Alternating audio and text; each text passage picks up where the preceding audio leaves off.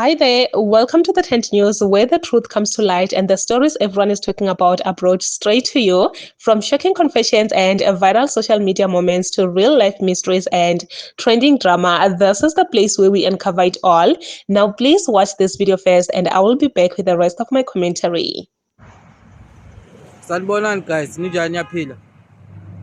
Hayi mina ngiyaphila bafethu, ngiyaphila. Ngimnandi. Aningitshele indaba bafethu. Niyibonile into esiyibonayo yase North West. Yale inyobisi ezitholakalele. Kodwa kune yabona mawungathi uthola indawo igcwala impukane. It means konake boli. Kunamasimo. Basazoza laba bazojustify le nonsense. Guys, niyazi ukuthi idakamizwe eziwetha 100 million zingamosha amakasa ayingaki? Malokisha ayingaki? 100 million yedakamizwe ngayimosha iprovince yona. Banesikhathi esingakanani laba abathengisa le ba manufacturer lezi. Banesikhathi esingakanani. But labantu bazobakhulumela because abantu abamhlophe and nina since nina ningakwazi ukuzicabangela nina. Ngizomamela ishit yalabantu. You know lento yange 30 June abathi izwenzeka. If beyenziwa abantu abamnyama. Lento ya today bezobe seyisukile. Beyizobe seyisukile. Siyanibona la ni ndaba ye30 yothatha isikhathi because sekushiswe indumba zakangizwe. Kanti why ningasihlebeli nani ukuthi ungizwe uyinyanga? Indoda enjani ihlale endumbeni? Yamadoda. Anisitshela ukuthi abantu mabarich kakhulu kule ndawo bahlale emikhukhwini endumbeni. And vela ubone ukuthi lo muntu lo uyinyanga kunambhede lapha ya. Mela aguce before azolala. Or imibhede ikhishwe before kushiswe leyana. Guys, nishoka kangakanani ukuthi lama Mexicans lawa watholakale lapha kule ndawo. Wanawo amaphepha, walegal. And if awekho legal lama Mexican, ngoba iskin colors fane sithu, nizwenzani nina ngalokho? Labantu bastarte nini ukuyenza leza zinto? Baqale nini? Banesikhathi esingakanani bayenza leza zinto? Bayengakho abantu abamoshwe yileza zinto zalabantu. Guys, mina ngithi nalabo abakithi. Uyi-Nigerian, uyi-Mozambican, uyi-Zimbabwean, uyi-Ghana, mawuproducer lezi zinto kusho ukuthi awufuneki. Bathi nina labantu benu, mina ngiyabakhuza laba abethu. Why nina ningalwi nalabenu lawo? Nihlukumeza laba baba. Mara kuningi kungekho right. Ngendaba le drug bust. Kuningi kungekho sharp guys. Kuningi. Labantu baze bayenze phela efedri le. Nisho ukuthi uhulumende bekangekho aware. Akunamaphoyisa adlile lapha ya. Kule nto. Aweka amaphoyisa adlile. Hayi ndoda, hayi. Mina I don't believe ukuthi lento le iqale today. Nakancane, angibelieve. Angifuni ukuntshela manje, angibelieve.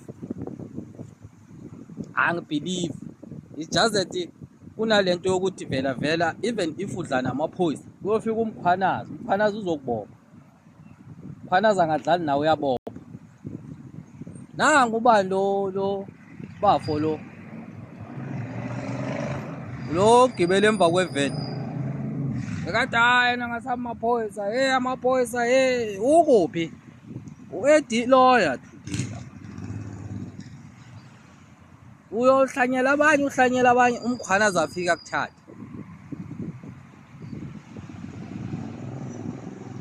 Kodwa lesifise ukubona ijustice from umkhwanazi because into engiyibone today nakhona ngophakela abathakathi. Phambi kwamaphoyisa izoyenza ukuthi abantu abamnyama nabo bangasawuhlonipha umthetho. Bangasasaba amaphoyisa. Iphoyisa liyasatshwa vele. Iphoyisa kumele ngolihlonipha, kumele ulisabe. iphoyisa. Awukwazi ukuhamba ushaya abantu phambi kwamaphoyisa and kungayenzeki nix. Awukhonakali. Abantu bazowangabaza amandla wephoyisa. If umuntu uhamba nemvubu la, ahamba ashaya abantu phambi kwamaphoyisa, awukhonakali bafethu, awukhonakali. Kodwa sikubonile ngophakela abathakathi. KZN, ngifuna ukubonga bafethu because since ngikhulumile izinto engizikhulumile ukuthi if abantu ba-against izinto ezi-wrong kumele bakhulume because nani niyalahlekelwa, nani niyaluza. Ama-responding wabona la maningi kakhulu. That's why abantu most of the time abayenza ama-video bathi no to xenophobia, no to ngizwe, bayangithega. Ngiyabonga, I don't feel offended. Yiyo into emele siyenze nikubonakala. Ngiyabonga manje sengiyabelieve ukuthi into bengiyibona ngo-left manje sengiyibona ngo-right. Akusiyi majority abantu abase-KZN abahlanyayo. Angekho umuntu ongangikhovisa otherwise. Kunabantu base-KZN abadala nabo abangena access ye-social media mara nabo aba-against la masimba abongizwe. But manje bengicela ukuthi sikhampeyine uphakela abathakathi lento ayenzile kumele aboshwe. Let's do it guys. Uphakela abathakathi kumele aboshwe. Awukwazi ukushaya ushaya abantu. Ngisho nomntanakho, mina nginabantwana kaze ngishaya noyi-1 wabo. Angifisi nokuthi one day ngibashaya. Ngeke ushaya umntanakho ngemvubu. What about umntwana omunye umuntu? Why umshaya ngemvubu? Nani nithengisa imvubu niphume kulowo nonsense. Vele asifuni ukubona abantu bathethwe ngathi yinkomo. Hayi dango bafethu. A man is calling out Phakela Mthakathi to say, hey, Phakela have to be arrested for what he was doing. Like, why was he running, holding a shambok and, beating people in front of a police? Why was he doing that? And he's actually calling out South Africans to come together and march for this one, stand for this one, to say no. Justice for those foreigners who were being beaten by Phakela Mthakathi in front of police. And with this one, guys, it's just too much. It is just too much. South Africa is just, I don't know. I don't even know how to put this because wow. He's right. This man is 100% right when he says police have to be, when you see police, you have to be scared. You actually have to be scared. Not for you to hold that shambok and beat other people in front of police. Like, what do you mean? What do you mean you're actually doing that? But anyway, guys, please comment your thoughts down below in the comment section. Do you think this man is right? Or do you think Phakela Mthakathi have got his own rights, obviously, to react the way he reacted, to beat those foreigners up? But with this one, I feel like there is also a danger. When he gets there, how does he identify that this person is a foreigner, this person is a South African? Because obviously we are all black.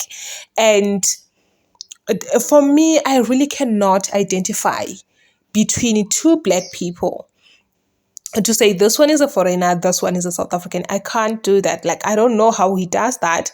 But I remember there was a video that was trending. It happened that they did that to a South African man. The man apparently was from Limpopo, and guys, it was really bad. I think they said he was Venda.